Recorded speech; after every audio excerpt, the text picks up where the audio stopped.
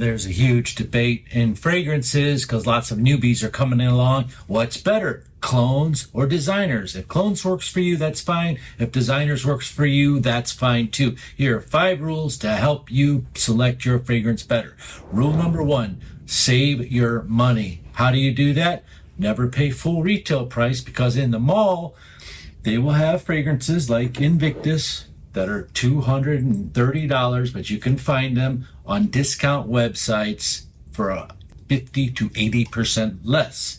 Stores are for smelling, though. You go there and you smell the fragrance because there's nowhere else to try it. You can't try it on the discount site if you don't know anything about fragrances.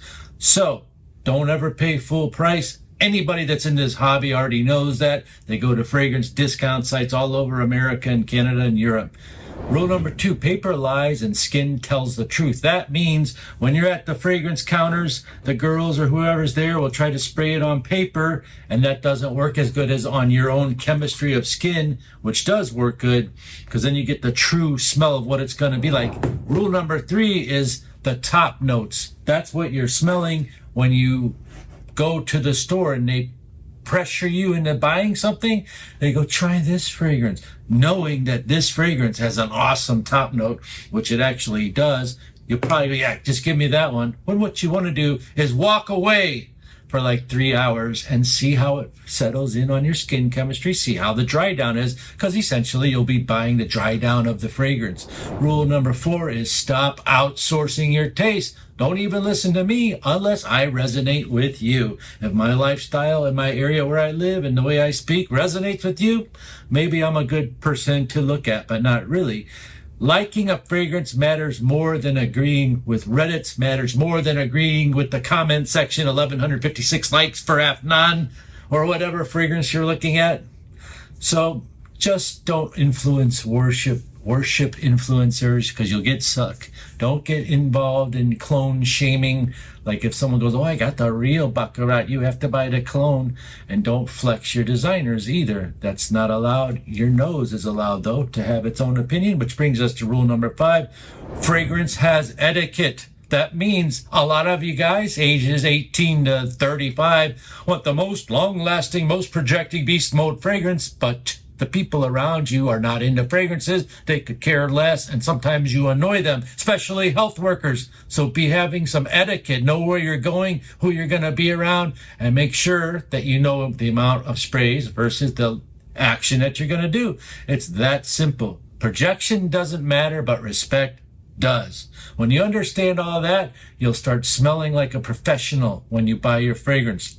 Now, why would you trust me? Because I only have 22 years in fragrance industry, buying, selling, collecting, enthusiasm. So I pretty much know before YouTube, before Facebook, before hype cycles, before top 10 lists, I worked in fragrances and distribution of fragrances and in retail stores. And one of my ultimate goals, even in 2006, was to find the best fragrance clone for Jean-Paul Gaultier. And I asked the boss, why would you want that? It's like you're ripping people off. And he said, no, because everybody needs to smell like they want to smell. So we have given them a choice. They can buy the $100 Jean-Paul, or they can buy this one called Jean-Paul G, or whatever it might have been called at the time. It still came in a can and all that, but the price was 40% difference. So that's not to trick people, it's just to give people more access. And at the time, in my head, I was thinking, oh, God, that's gross. Why would you buy this? In my head, but I would sell it to them. And personally, I would go after the guys who went after the designer fragrance. But anyway, that's when I learned something different. Fragrance isn't about winning. It's about fitting in your lifestyle, in your budget, and fit for your life. So when I say this works or this doesn't, that's not opinion, that's my pattern recognition. I'll tell you another thing.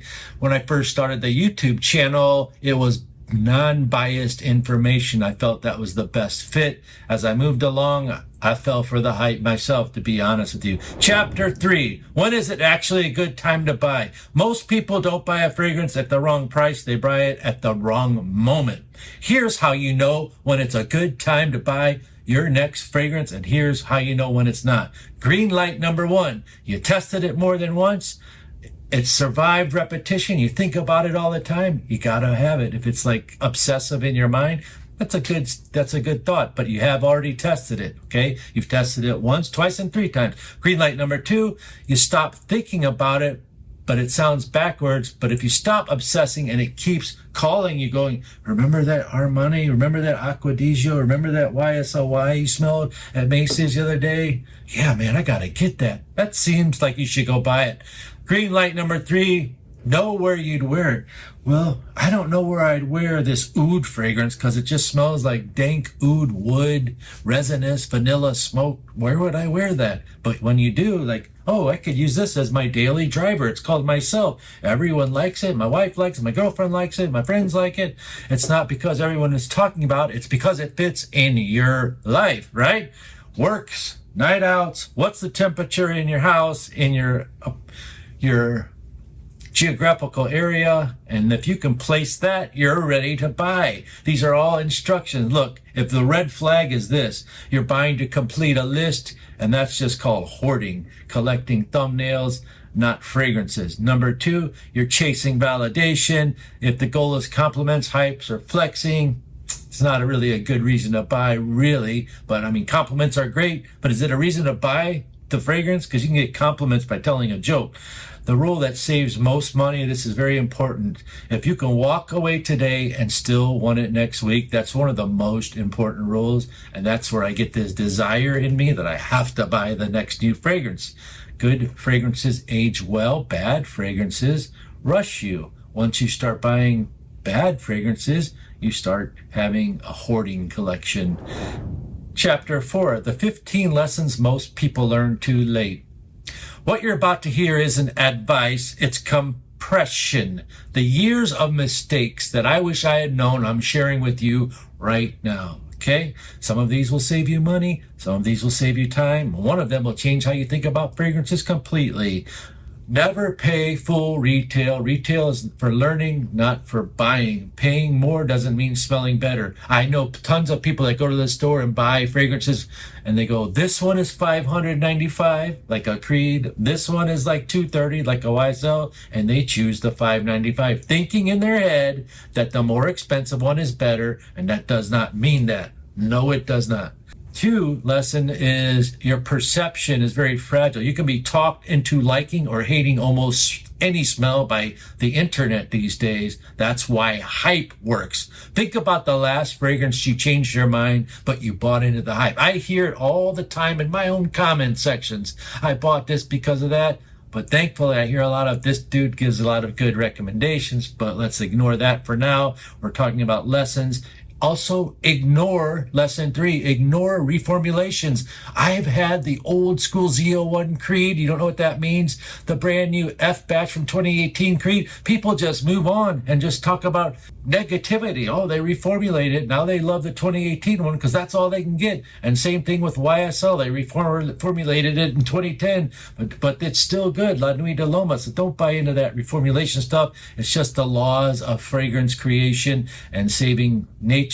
This one will keep you stuck for years. Oh, they reformulated this, they reformulated that. Okay, lesson number 4, ignore the maceration talk early on. It's real, but it's overused. It's not necessary. You don't need chemistry. You don't need experience. Don't let internet science distract you from what you love. Lesson 5 is liking a smell isn't the same as wanting to smell like it, right? Plenty of things to smell great from a distance. You live inside your fragrance.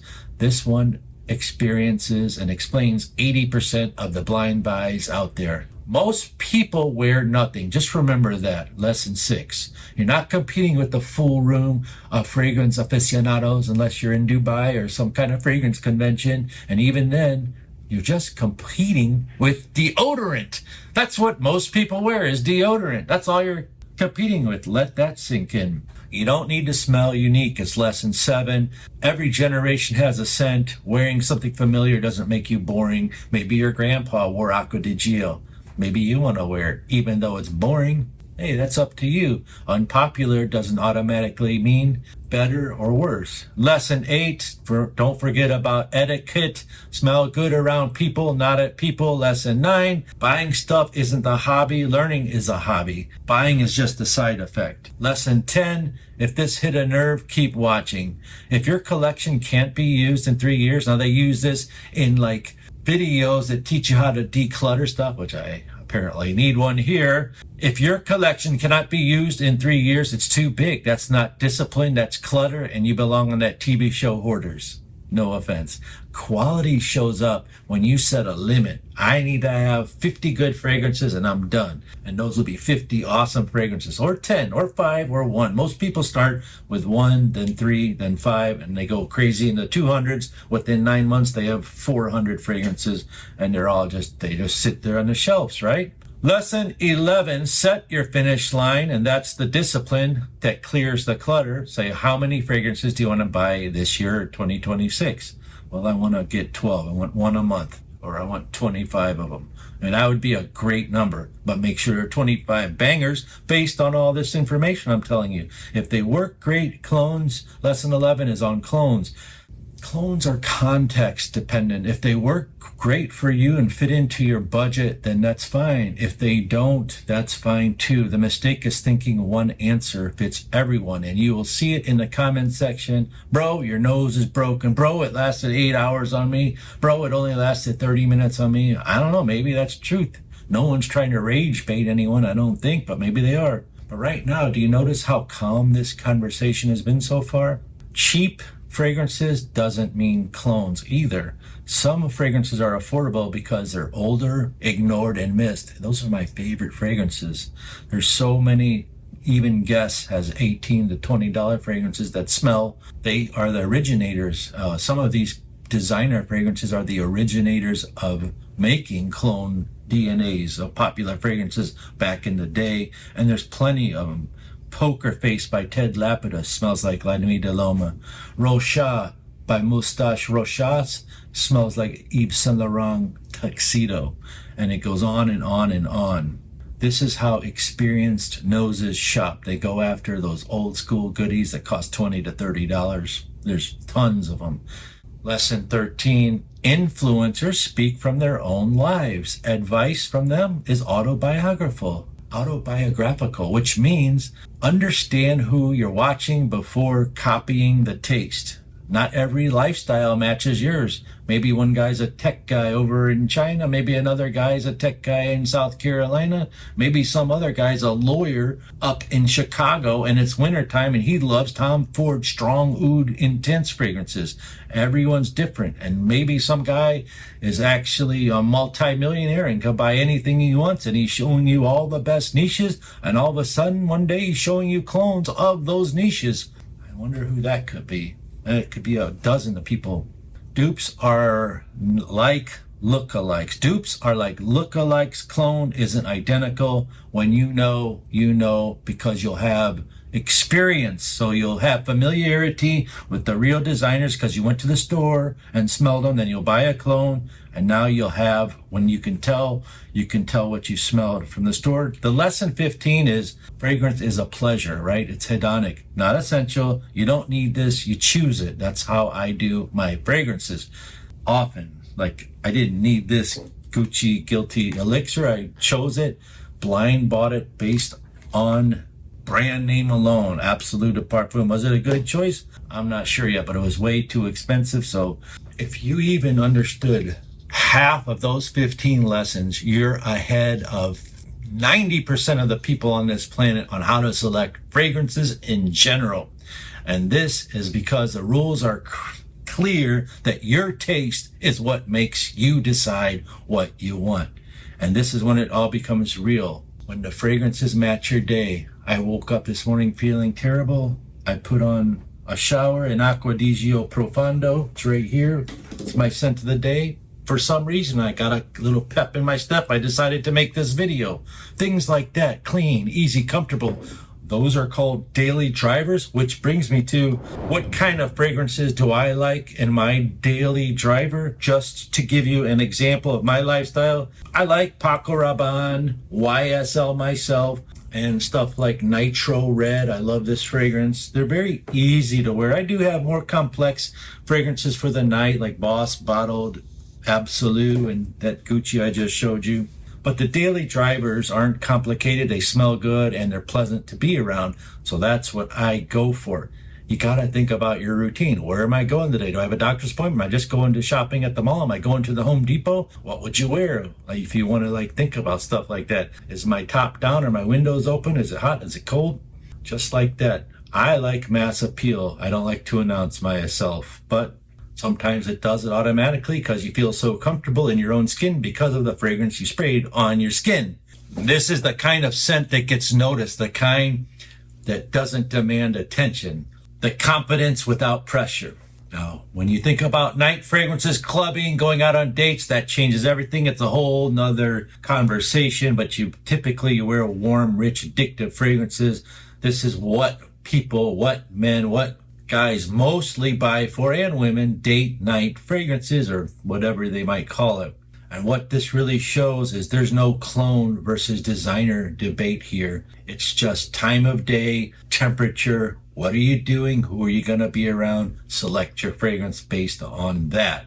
And this is why this matters, because fragrances work exactly like music. And once you hear that, everything clicks. Fragrances are like music. Here's the simplest way to understand all of this. Fragrances work exactly like music. There isn't one best song. There isn't one best type of music. Some people like heavy metal. Some people like country. Some people like Latin singers. Some people like rap music. There's not any one best, and neither is there in cologne.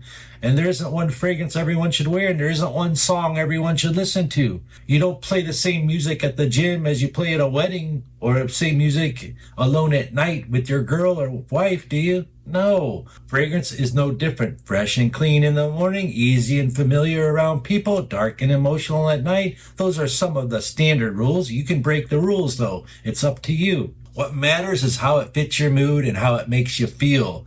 That's the day. Some days you want that hit song. Some days you want the deep cut. Some days you just want something that feels good. Think about the music you actually play. Think about the fragrances that you actually want to wear. Once you stop chasing whatever everyone else is wearing, you'll stop buying for approval and you'll start buying for yourself. So if you want a simple way to understand all this, I will give you 3 trusted choices. Basic level 1 clone to buy. You never bought anything before. A male fragrance called Latafa Fakhar. It looks like this. It smells like this. Which brings us to the basic number 2 designer fragrance you can buy. YSLY Eau de Parfum, Eau de Toilette. There's a difference. The Toilette screeches out more projection. The Parfum smells a little bit more rich and mature. Both are great. I like the Eau de Toilette for daytime and the Eau de Parfum at night in that situation, but they're both fresh fragrances. And if you want to know the craziest 3 years ahead of the time, Back to the Future, I've got this video. You should click here to learn the newest cologne fragrances out right now that'll be hyped in 2029.